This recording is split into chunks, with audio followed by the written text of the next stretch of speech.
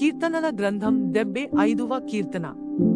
దేవా, మేము నీకు కృతజ్ఞతాస్తుతులు చెల్లించుచున్నాము. నీవు సమీపముగా నున్నావని కృతజ్ఞతాస్తుతులు చెల్లించుచున్నాము. నరులు నీ ఆశ్చర్యకార్యములను వివరించుదురు.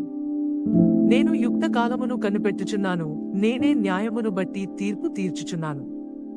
భూమియు దాని నివాసులందరూ లయమగునప్పుడు నేనే దాని స్తంభములను నిలుపుదును. సెలా. అహంకారులై యుండకుడని అహంకారులకు నేను ఆజ్ఞ ఇచ్చుచున్నాను. కొమ్ము ఎత్తకుడి, ఎత్తుగా కొమ్ము ఎత్తకుడి, పొగరుపట్టిన మాటలాడకుడి అని భక్తిహీనులకు నేను ఆజ్ఞ ఇచ్చుచున్నాను. తూర్పు నుండి అయినను పడమటి నుండి అయినను అరణ్యము నుండి అయినను హెచ్చు కలుగదు. దేవుడే తీర్పు తీర్చువాడు. ఆయన ఒకని తగ్గించును, ఒకని హెచ్చించును. యెహోవా చేతిలో ఒక పాత్రయున్నది, అందులోని ద్రాక్షారసము పొంగుచున్నది.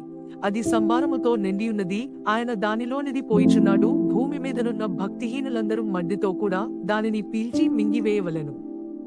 నేనైతే నిత్యము ఆయన స్తుతిని ప్రచురము చేయుదును. యాకోబు దేవుని నేను నిత్యము కీర్తించెదను. భక్తిహీనుల కొమ్ములనన్నిటినీ నేను విరుగగొట్టెదను. నీతిమంతుల కొమ్ములు హెచ్చింపబడును.